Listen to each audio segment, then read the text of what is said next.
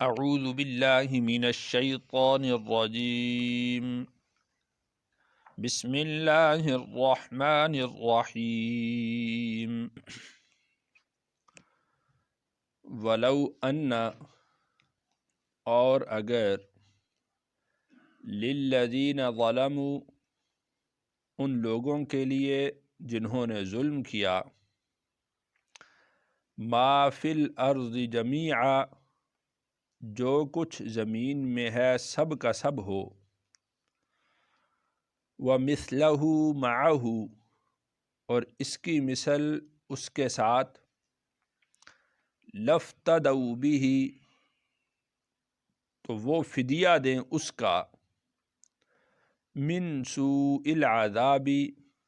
برے عذاب کے بدلے یوم القیامہ قیامت کے دن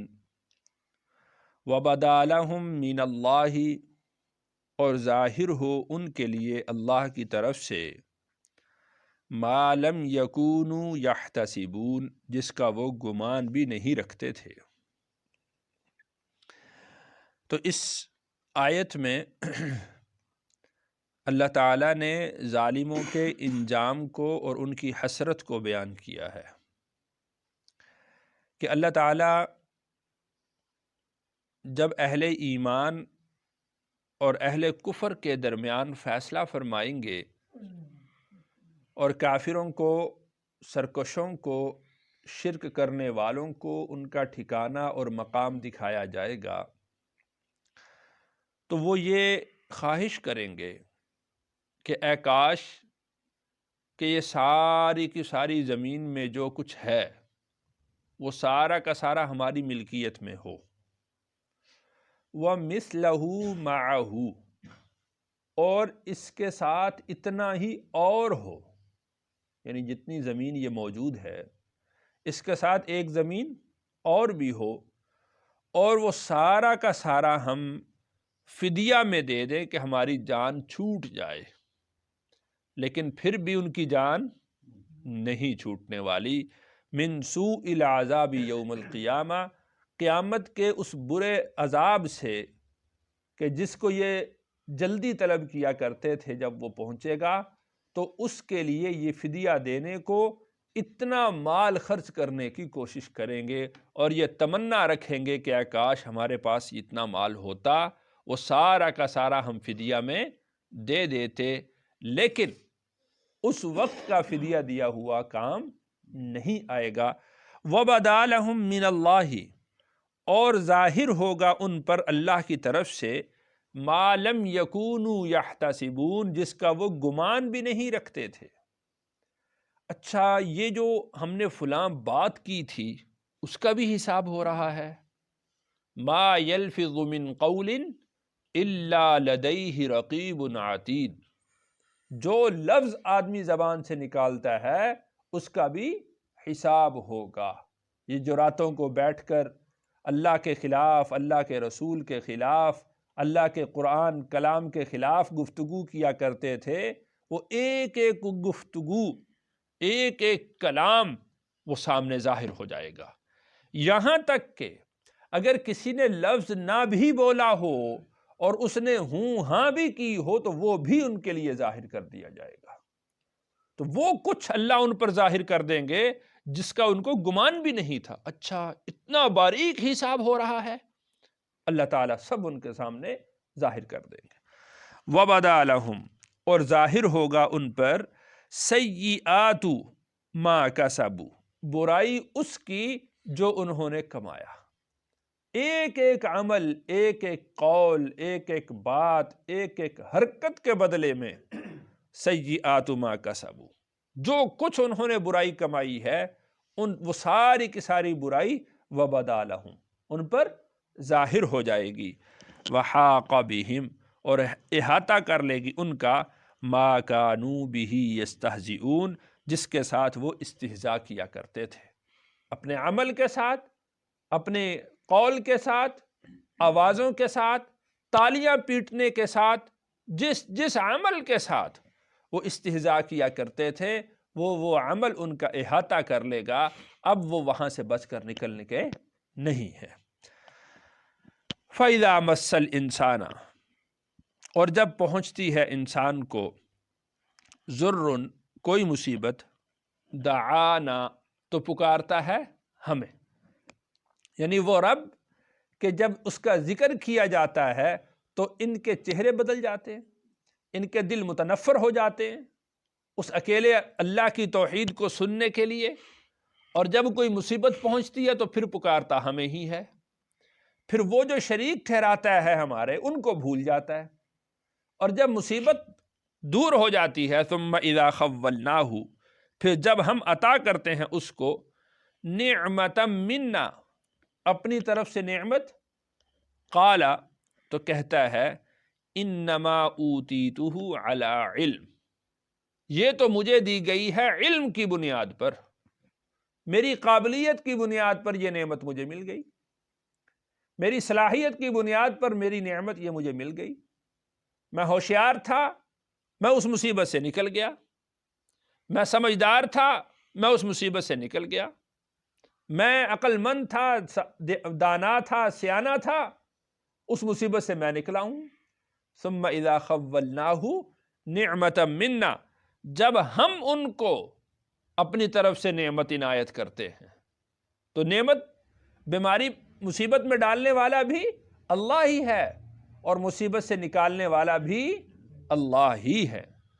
اور جب اللہ ان کو نکالتے ہیں وہ کہتے ہیں یہ تو میں اپنے علم کی بنیاد پر نکلا ہوں، اپنی قابلیت کی بنیاد پر نکلا ہوں، اپنی صلاحیت کی بنیاد پر میں اس مصیبت سے نکلا ہوں۔ بل ہی فتنہ، بلکہ یہ ایک آزمائش تھی، یعنی یہ مصیبت میں آنا اور مصیبت سے نکلنا یہ ایک امتحان تھا کہ مصیبت میں کس کو پکارتا ہے، اور جب وہ مصیبت سے نکلتا ہے پھر اس نعمت کا انتساب کس کی طرف کرتا ہے، کہ یہ نعمت کی نسبت کس کی طرف کرتا ہے۔ یہ ایک بل ہی فتنہ، بلکہ یہ کیا تھی؟ ایک آزمائش تھی۔ وَلَٰكِنَّ أَكْثَرَهُمْ لَا يَعْلَمُونَ، لیکن ان میں سے اکثر لوگ اس بات کو جانتے نہیں ہیں، وہ یہ نہیں سمجھتے کہ یہ آزمائش ہم پر آن پڑی تھی، اس آزمائش سے ہم نے کیسے نکلنا تھا۔ اللہ ارشاد فرماتے ہیں قَدْ قَالَهَا الَّذِينَ مِن قَبْلِهِمْ، کہ یہ بات ان لوگوں نے بھی کہی جو ان سے پہلے گزر چکے۔ قارون کا واقعہ اللہ نے قرآن میں صراحتاً بیان فرمایا اور اس میں ذکر یہ بات فرمائی کہ جب قارون کو اللہ نے بڑا مال دیا تو اہل علم اس کو یہ کہتے تھے کہ اس میں سے اللہ کا حق بھی ادا کرو اور غرباء اور مساکین کو اپنے مال میں سے تقسیم کیا کرو، تو وہ کہتا تھا کہ یہ سارا مال میں نے اپنے علم کی بنیاد پر حاصل کیا ہے، اپنی قابلیت کی بنیاد پر حاصل کیا ہے۔ قد قالها الذین من قبلہم، تو یہ بات کہی ہے ان لوگوں نے بھی جو ان سے پہلے گزر چکے۔ فما اغنا عنہم، تو نہیں نفع دیا ان کو ما کانوا یکسبون، جو وہ کام کیا کرتے تھے، یعنی ان کے مال نے اور ان کے اعمال نے پھر ان کو نفع نہ دیا۔